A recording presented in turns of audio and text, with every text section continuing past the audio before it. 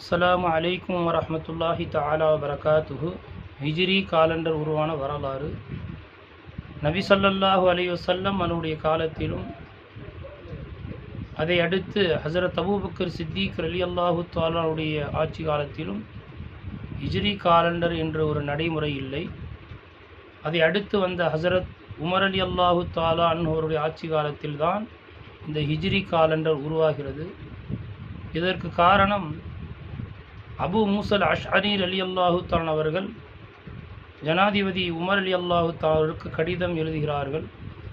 அதில் குறிப்பிடுகின்றார்கள், உங்களிடத்திலிருந்து வரக்கூடிய கடிதத்தில் காலங்களுடைய குறிப்புகள் இல்லை, எந்த நாளில் எந்த ஆண்டில் இந்த கடிதம் அனுப்பப்பட்டது என்ற செய்தி இல்லை என்ற கருத்தை பதிவு செய்கிறார்கள். உடனே ஹஸரத் உமர் ரலியல்லாஹு தஆலா அவர்கள் நமக்கென்று ஒரு ஆண்டை உருவாக்க வேண்டும் என்ற அடிப்படையில் இது குறித்து தோழர்களிடத்திலே ஆலோசனை கேட்கிறார்கள்.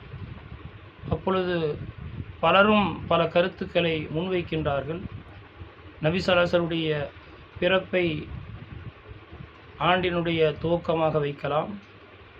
இன்னும் சிலர் நபி ஸல்லல்லாஹு அலைஹி வஸல்லுடைய நபித்துவத்தை குறிப்பிடுகின்றார்கள். இன்னும் சிலர் ஹிஜ்ரத் பயணத்தை முன்வைக்கின்றார்கள். இன்னும் சிலர் நபி ஸல்லல்லாஹு அலைஹி வஸல்லுடைய இறப்பை முன்வைக்கின்றார்கள். இறுதியாக நபி ஸல்லல்லாஹு அலைஹி வஸல்லம் அவர்கள் மக்காவிலிருந்து மதீனாவுக்கு பயணப்புறப்பட்ட அந்த ஆண்டை இஸ்லாமிய ஆண்டினுடைய துவக்க ஆண்டாக வைக்கலாம் என்பதாக முன்மொழியப்படுகிறது. அந்த அடிப்படையில்தான் ஹஸரத் உமர் ரலியல்லாஹு தஆலா அவர்கள் அன்றைய காலத்திலிருந்து ஏறக்குறைய ஒரு 16-17 ஆண்டுகள் பின்னோக்கி சென்று நபி ஸல்லல்லாஹு அலைஹி வஸல்லம் அவர்கள் எப்பொழுது மக்காவிலிருந்து மதீனாவுக்கு ஹிஜ்ரத் பயணப்பட்டார்களோ அதையே இஸ்லாமிய ஆண்டினுடைய முதல் ஆண்டாக முடிவு செய்யப்பட்டது. அதுதான் இன்று வரை நடைமுறையில் இருக்கிறது. அஸ்ஸலாமு அலைக்கும் வரஹ்மத்துல்லாஹி தஆலா வபரகாத்துஹு.